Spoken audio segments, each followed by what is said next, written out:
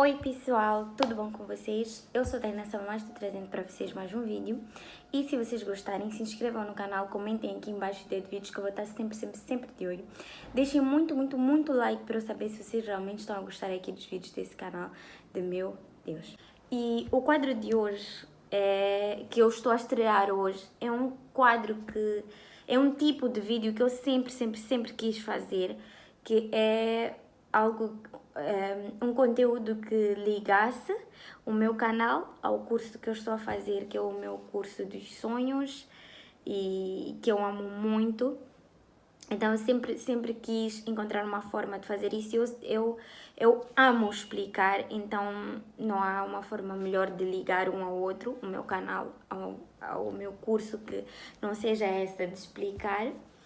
Então, a partir de agora, teremos vídeos mistos, teremos vídeos de aulas sobre algumas disciplinas. Teremos anatomia, biologia, fisiologia, histologia, por aí vai. E vai ser um vídeo que eu vou explicar-vos e assim. Vai ser um tipo de vídeo mesmo para os curiosos que têm curiosidade na área de saúde, os que gostam, os que querem fazer saúde, os que estão a fazer saúde e precisam de uma ajudinha nas matérias, porque eu pessoalmente sou uma pessoa que recorre muito ao YouTube para ter tipo aulas auxiliares, daquelas que eu estou a ter na faculdade. Então, na faculdade de medicina. Então eu acredito que deve ter mais pessoas como eu e que às vezes procuram certos temas e é muito difícil de encontrar. Então cá estou eu a tentar e também para criar interesse em quem não tem interesse, mostrar o quão bonito esta área, este curso pode ser. Então, a primeira coisa o primeiro vídeo vai ser de fisiologia. Este vídeo vai ser sobre fisiologia e o primeiro tema vai ser a homeostase ou homeostasia. Então, a homeostasia é uma palavra que provém do grego, que é homeo, que significa similar ou igual, e estasia, que significa permanecer. Então, podemos ter a conclusão de que homeostasia significa nada mais nada menos do que permanecer o mesmo ou permanecer igual. Então, estar em homeostase significa estar em equilíbrio, significa estar bem. Então, se tu estás em equilíbrio, tu estás bem.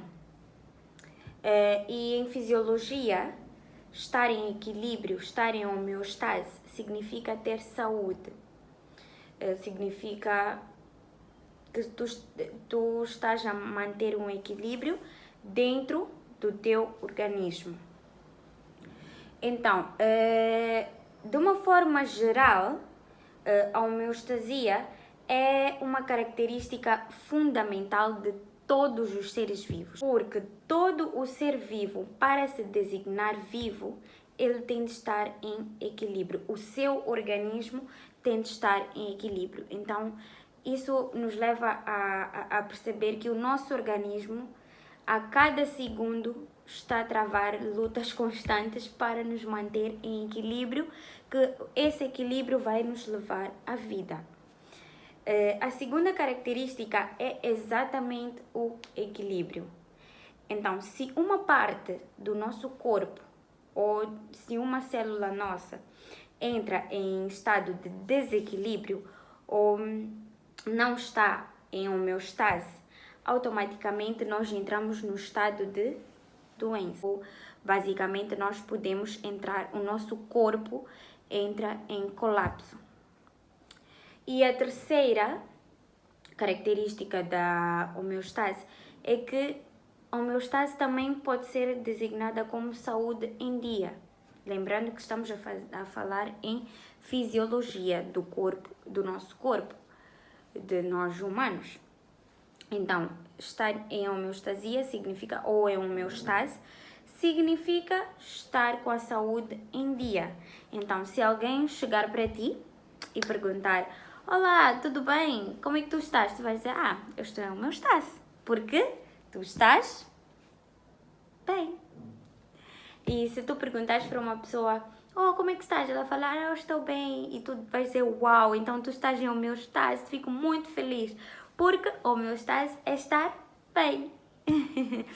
E a última característica que eu trouxe aqui para vocês é seres vivos, todos os seres vivos precisam manter uma diferença entre o meio interno e o meio externo. Ou seja, nós, seres vivos, temos de manter o que está dentro do nosso organismo. O meio que é interno é o nosso organismo, lá dentro do nosso organismo, diferente do meio externo. Vou dar um exemplo muito prático.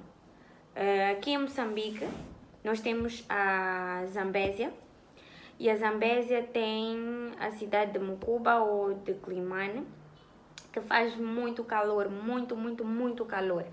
Então, imaginemos que está muito calor lá fora, uns 37 graus. Então, imagina que o nosso corpo mantém também 37 graus. Nós não vamos sobreviver. Então, como o meio externo está em 37 graus, o nosso organismo vai produzir calor, tipo, vai transpirar e vai nos fazer procurar roupas mais frescas. E procurando roupas mais frescas, abanando-nos, procurarmos cantos da casa, por exemplo, mais frescos, ou tentarmos ficar lá fora, debaixo de uma árvore, para apanhar a sombra e um bocadinho de ar, para manter o nosso organismo com, por exemplo, 35 graus.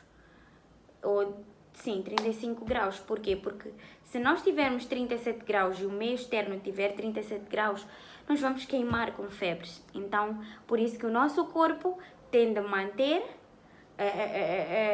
se manter diferente do meio externo. E digo também no frio. Se está frio, o nosso corpo vai tremer, vamos ter muita contração muscular, vamos tremer, e isso vai obrigar-nos a provocar calor por causa de tremer, por causa do excesso de contrações que os nossos músculos estão a fazer, e vai nos fazer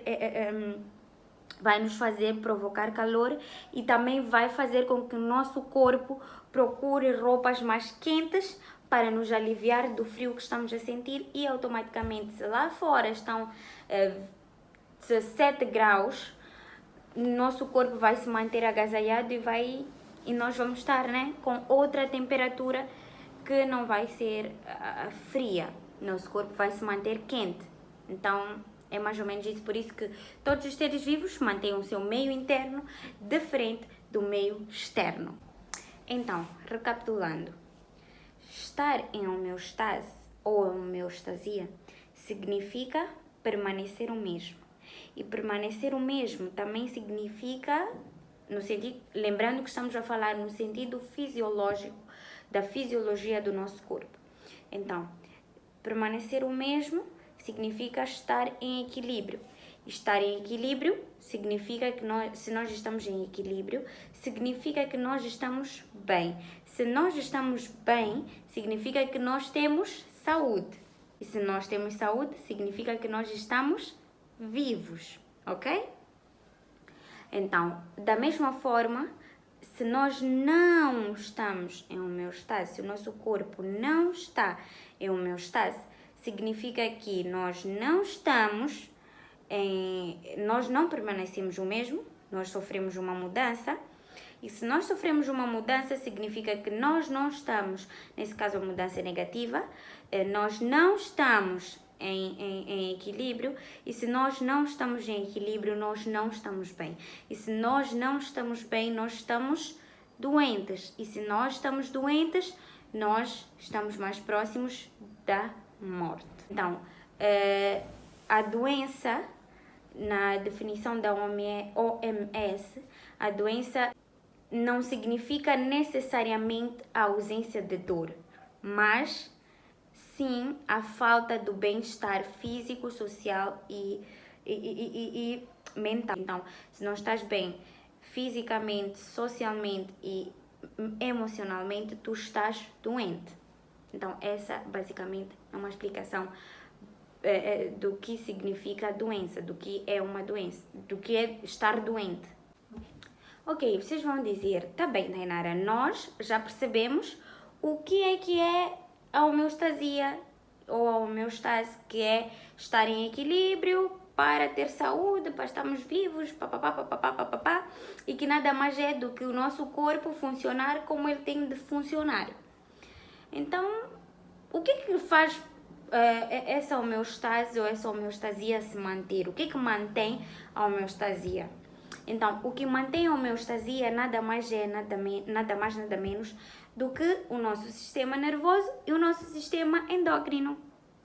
Então, o nosso sistema nervoso, ele mantém a homeostase por meio de impulsos nervosos, por meio de sinapses químicas e sinapses elétricas. Então, o que é sinapse, Tainara? Eu vou te explicar de uma forma bem resumida e bem superficial. A sinapse é a junção de um neurônio com uma outra célula, mas a sinapse propriamente dita é a junção de um neurônio com um outro neurônio com outro neurônio. Então, nós temos vários tipos de sinapses, que é tipo a junção de um neurônio com uma célula muscular, que se chama junção neuromuscular, que é o que nos permite fazer a contração dos nossos músculos, que faz com que nós tenhamos, se nós encostamos uma panela quente, nós afastarmos-nos da panela quente. Então, essa sinapse permite, mantém o equilíbrio do nosso corpo, porque nós não queremos estar ali a queimar. Então, por causa dessa sinapse, ajuda com que o nosso corpo, ele afaste e mantenha-se em equilíbrio, sem dor, sem sofrimento, está bem. E o sistema endócrino, eles libertam hormonas que atuam em órgãos-alvos e esses órgãos-alvos tipo estimulam ou inibem a um outro órgão. Entenderam? Ok. Vou dar um exemplo. Nós estamos a correr, estamos a fazer exercícios físicos. Então, nós temos a tendência de libertar o dióxido de carbono. Então, temos a tendência de libertar dióxido de carbono. Imaginem se nós só libertássemos dióxido de carbono, o nosso corpo ficaria com insuficiência de dióxido de carbono. Então, se o nosso corpo fica só a libertar o dióxido de carbono, o famoso CO2, nós não vamos estar em equilíbrio, porque nós estamos a libertar mais do que a produzir. Então, o nosso corpo, nós estamos a fazer exercício, o nosso corpo vai libertar dióxido de carbono, vai mandar para fora o dióxido de carbono e vai absorver e vai meter para dentro o gás oxigênio, que é o O2. E mantendo o gás oxigênio vai atuar dentro da nossa célula.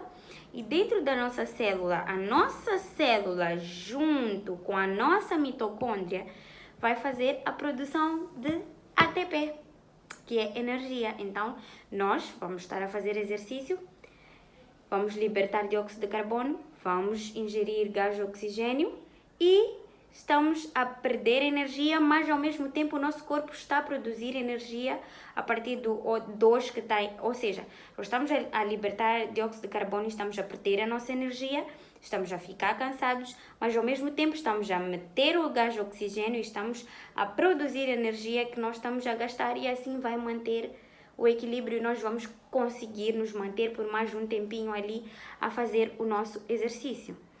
Olha o exercício. Então, eu agora vou trazer para vocês alguns exemplos da homeostasia. O primeiro exemplo que eu tenho aqui anotado é níveis de gás de oxigênio no sangue. Então, vamos lá para o exercício, para o exemplo de fazer exercício. Nós estamos ali a fazer exercício, muito cansados, muito mesmo. Então, esse exemplo assemelha-se muito ao primeiro exemplo que eu dei. Mas vamos lá, estamos a fazer exercício e estamos a pôr para dentro do nosso corpo o gás de oxigênio. Então, esse gás de oxigênio que nós estamos a colocar no nosso corpo, ele vai para os nossos alvéolos pulmonares e por difusão eles entram nas nossas hemácias, que vão encontrar e esse gás de oxigênio dentro das nossas hemácias vão encontrar a nossa hemoglobina, que tem a molécula de ferro. E essa molécula de ferro se liga e ela vai ser distribuída para as nossas células. E distribuindo para as nossas células, esse gás de oxigênio vai entrar na nossa mitocôndria e vai fazer a produção de ATP, adenosina trifosfato. Então, é por isso que é importante nós termos níveis de oxigênio no sangue. Então, se nós temos um nível baixo de gás de oxigênio, se nós temos um nível baixo de gás de oxigênio no sangue, nós temos uma produção baixa de ATP. Se nós temos níveis normais, níveis adequados de gás de oxigênio no nosso sangue, nós produzimos a ATP. Se nós temos muito gás de oxigênio no sangue, nós produzimos mais ATP. Percebido? O segundo exemplo é a temperatura corporal. A temperatura corporal. Estamos num lugar que faz muito calor, muito calor. E o nosso corpo vai usar mecanismos para baixar a nossa temperatura e para nos fazer transpirar. Então, lembram que a última característica que eu dei da homeostasia é que todos os seres vivos precisam manter o meio interno diferente do meio externo. Então, se lá fora está calor, aqui dentro do nosso corpo tem de fazer alguma coisa para baixar a temperatura do nosso corpo. E vai nos fazer transpirar. Se lá fora está muito quente, o nosso corpo vai nos fazer transpirar e vai diminuir a quantidade de roupa que nós vamos usar. Ou o contrário, se lá fora está muito frio, o nosso corpo vai tremer, e nós vamos usar mais roupa para nos aquecermos. Fora que o ato de tremer faz com que, é como se fosse um exercício que os nossos músculos estão a fazer, porque eles estão em constante contração, e produz calor, aquece o nosso corpo também, e vai automaticamente fazer com que o nosso corpo esteja diferente do meio externo, porque se o meio externo está frio, o nosso corpo está a trabalhar para que haja calor de algum sítio, logo nossa temperatura vai ser diferente. Então, o terceiro exemplo é nível de glicose no nosso organismo, o nível de açúcar no nosso organismo. Você é uma pessoa que come muito doce. Então, o açúcar no teu corpo vai exceder daquilo que tem de ser o número ideal que tu tens, o número de açúcar ou de glicose ideal que tu tens de ter no teu corpo. Então, vai exceder. E se excedeu, entraste em desequilíbrio. Então, o teu corpo, olhem como é lindo, o teu corpo, ele vai trabalhar para tentar te manter em equilíbrio. E olhem como lindo é, olhem a ciência por detrás da nossa vida, olhem como Deus, Allah, é maravilhoso.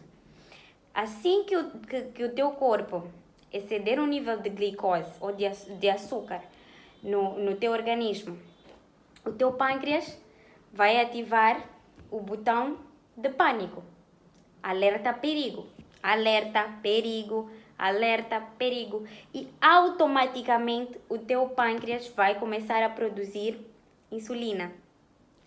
E essa insulina vai juntar essa glicose em forma de glicogênio para o teu fígado e para o teu músculo esquelético. E assim vai equilibrar o nível de glicose no teu organismo. Ou então, se tu estás com hipoglicemia, então, o teu organismo, olhem como é lindo, o teu organismo, ele vai levar o glicogênio do fígado ou das tuas células musculares e vai, quebrar e liberar a glicose. E hipoglicemia, deixando bem claro, é tipo nível de açúcar baixo. Então, se tu estás com nível de açúcar baixo, o teu organismo vai levar o glicogênio que está no teu fígado e nas tuas células musculares e vai, quebrar e vai libertar a glicose ou o açúcar para o teu corpo e aquilo que era pouco vai se estabilizar. O teu corpo vai entrar em equilíbrio. Como é lindo, vocês! É lindo! E o quarto exemplo é a nossa pressão arterial. Você não pode ter uma pressão arterial muito alta e nem muito baixa. Tem de estar, como sempre, equilibrada. Então, o teu corpo vai trabalhar para baixar, se tu estás com a pressão muito alta, o teu corpo ele vai trabalhar para baixar a tua pressão. E um dos mecanismos é liberar água em forma de urina. Por isso que as pessoas que têm muito problema de tensão alta, de pressão arterial alta, fazem muito urina, xixi. Porque o teu corpo está a trabalhar para libertar o líquido de algum sítio. Então, tu vais fazer muito xixi, muito xixi, muito xixi, muito xixi. Vai libertar água, vai libertar água e tua pressão vai, normalizar. Ou, se a pressão está muito baixa, o teu organismo vai segurar a urina muito, vai segurar para o sangue ficar mais volumoso e a pressão subir e equilibrar. Vocês, é lindo! Então, agora por fim, nós vamos falar dos mecanismos de homeostasia ou mecanismos de homeostase. Nós temos um mecanismo de homeostase que é o feedback. Nós temos o feedback positivo e o feedback negativo. Então, vamos começar a falar do feedback positivo. Vamos falar do feedback negativo. Ok, vocês estão a ouvir feedback negativo. Então, vocês estavam tipo, é mau. Pelo contrário. O feedback negativo, vocês vão se lembrar assim. O feedback negativo é o mais usado. E o feedback positivo é o menos usado. Então, todos os exemplos anteriores que eu dei são exemplos de feedbacks negativos. Porque praticamente 98% dos feedbacks, dos mecanismos que acontecem no nosso corpo para manter o nosso equilíbrio, para manter a homeostase ou a homeostasia no nosso corpo, são feedbacks negativos. Então, o que é o feedback negativo, afinal? Então, o feedback negativo nada mais é do que a resposta que o nosso organismo dá para reverter a direção da mudança. Tá complicado? Ok. O nosso equilíbrio é movimentarmos assim, estamos a ir para frente. Do nada, começamos a ir para trás, revertemos o sentido. Então, o feedback negativo vem para inibir a ação ou a coisa que está a fazer com que o nosso organismo mude o sentido, vá para trás. Por quê? Porque indo para trás, ele está a sair do nosso equilíbrio, que é ir para frente. Então, ele vai trabalhar para que vai responder de forma a que faça com que o sentido errado volte para o certo. Ou seja, o nosso sentido certo é ir para frente, do nada o nosso corpo começa a ir para trás e o feedback negativo vem e responde a esse movimento, a essa mudança, fazendo com que volte ao normal. Perceberam? Um exemplo é a glicose alta no nosso organismo, que o nosso pâncreas ele vai produzir insulina para atuar na glicose para baixar o açúcar. Entenderam? é basicamente isso. Agora vamos falar do feedback positivo, que é o menos usado. Por que é o menos usado? Porque eu costumo pensar assim, que tipo, ele estimula aquele ato. Então, vou dar a definição. Tipo, o feedback positivo é quando você recebe um estímulo e o teu órgão percebe que tem um estímulo diferente e ele aumenta aquele estímulo. Entendeu?